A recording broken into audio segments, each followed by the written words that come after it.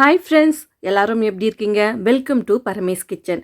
இன்றைக்கி நம்ம சேனலில் ஒரு டேஸ்டியான சிக்கன் கிரேவி எப்படி செய்யறதுன்னு பார்க்கலாங்க. நம்ம எப்போவும் சிக்கன் எடுத்தால் ஒரே மெத்தடில் செய்வோம். ஸோ ஒவ்வொரு முறை சிக்கன் எடுக்கும் போதும் ஒவ்வொரு வித்தியாசமாக நம்ம ட்ரை பண்ணி பார்ப்போம். நான் செய்கிற இந்த மெத்தடில் ஒரு முறை செஞ்சு பாருங்கள், டேஸ்ட்டு ரொம்பவே நல்லாயிருக்கும். அப்படியே உங்களுக்கு இந்த மெத்தடு பிடிச்சிருந்ததுன்னா மறக்காமல் எப்படி இருந்ததுன்னு கமெண்ட்ஸில் சொல்லுங்கள். அப்படியே நம்ம சேனலுக்கு ஒரு லைக் போட்டு சப்ஸ்கிரைப் பண்ணிவிடுங்க. வாங்க வீடியோக்குள்ளே போகலாம். ஃபஸ்ட்டு நம்ம பார்த்திங்கன்னா ஒரு ஃப்ரை பேனில் 1 ஸ்பூன் அளவுக்கு ஆயில் சேர்த்துக்கலாம். ஆயில் சூடானதும் 2 ஸ்பூன் அளவுக்கு மிளகு சேர்த்துக்கலாம். அதோட 1 ஸ்பூன் சோம்பு, 1 ஸ்பூன் சீரகம் சேர்த்துக்கலாம். மீடியம் ஃப்ளேமில் வச்சுட்டு இதெல்லாம் சேர்த்துக்கோங்க. ஒரு 15லிருந்து 20 சின்ன வெங்காயம் இதோட சேர்த்துக்கலாம். கூடவே ஒரு 10 புல்லளவுக்கு முந்திரி பருப்பு சேர்த்துக்கலாம். இங்கே பார்த்தீங்கன்னா நீங்கள் டிஃபனுக்கு செய்கிறீங்க இந்த கிரேவி அப்படின்னா ஒரு அரை மூடி அளவுக்கு தேங்காய் துருவி இதோட சேர்த்துக்கோங்க. நான் ரைஸ்க்கு செய்கிறேன் அப்படிங்கிறதுனால தேங்காய் சேர்க்கலை. இதை நல்லா வதக்கிட்டு ஆற வச்சுக்கலாம். அதுக்குள்ளே நம்ம குழம்பு தாளிச்சிக்கலாம். இந்த ஒரு பாத்திரத்தில் பார்த்தீங்கன்னா 3 டேபிள் ஸ்பூன் அளவுக்கு ஆயில் சேர்த்துருக்கேன்.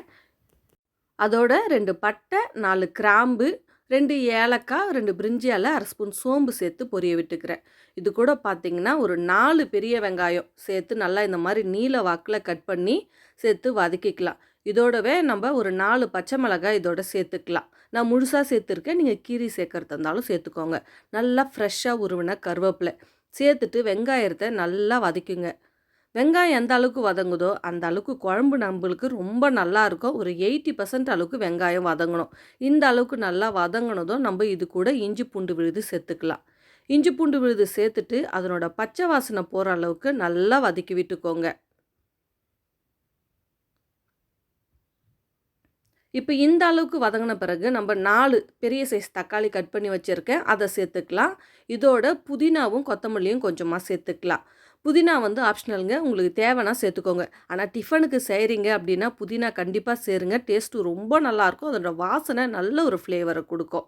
அதோட பார்த்திங்கன்னா தேவையான அளவுக்கு உப்பு சேர்த்துக்கலாம். சேர்த்துட்டு வெங்காயம் தக்காளி நல்லா குழைய வரத்துக்கு ஒரு 2 நிமிஷத்துக்கு நம்ம மூடி போட்டு மீடியம் ஃப்ளேமில் வச்சு குக் பண்ணிக்கலாம். வதக்கி ஆற வச்சதை இப்படி அரைச்சி பைன் பேஸ்ட்டாக வச்சுக்கலாம். இங்கே பார்த்தீங்கன்னா வெங்காயம் தக்காளி நல்லா வதங்கி வந்துருச்சு.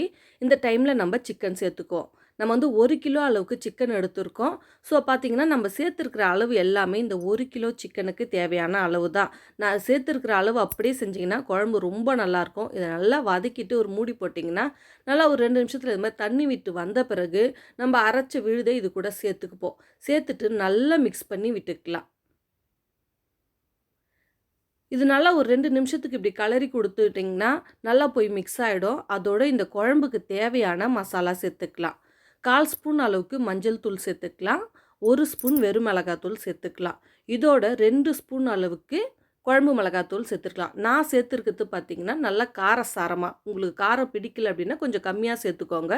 அதுவும் இல்லாமல் குழம்பு மிளகாத்தூள் சேர்க்க மாட்டேன் அப்படின்றவங்க பார்த்திங்கன்னா 2 ஸ்பூன் வெறும் மிளகாத்தூள், 2 ஸ்பூன் தனியாத்தூள் சேர்த்துட்டு நல்லா இந்த மாதிரி மிக்ஸ் பண்ணி விட்டுட்டு ஒரு மூடி போட்டு 5 நிமிஷம் மீடியம் ஃப்ளேமில் வச்சிங்கன்னா இந்த அளவுக்கு ரொம்ப சூப்பராக நமக்கு தண்ணி பிரிஞ்சு தகன்னு சூப்பராக வந்துடும். பாருங்கள், இந்த அளவுக்கு நம்மளுக்கு இந்த கிரேவி ரெடி ஆகிடுச்சு. நீங்கள் சப்பாத்திக்கெல்லாம் சாப்பிட போகிறீங்கன்னா இதோடவே இன்னும் ஒரு 5 நிமிஷம் மீடியம் ஃப்ளேமில் வச்சு தொக்கா சாப்பிட்டிங்கன்னா டேஸ்ட்டு சூப்பராக இருக்கும்.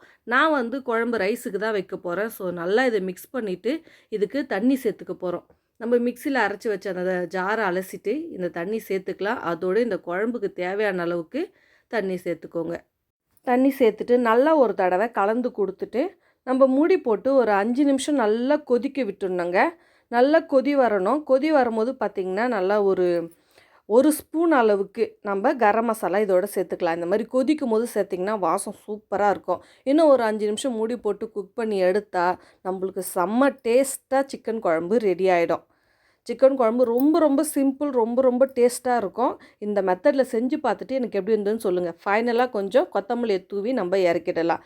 அவ்வளோதான் ஃப்ரெண்ட்ஸ், ரொம்ப ஈஸி அண்ட் டேஸ்டியாக சூப்பரான ஒரு சிக்கன் கிரேவி நம்ம ரெடி பண்ணிட்டோம்.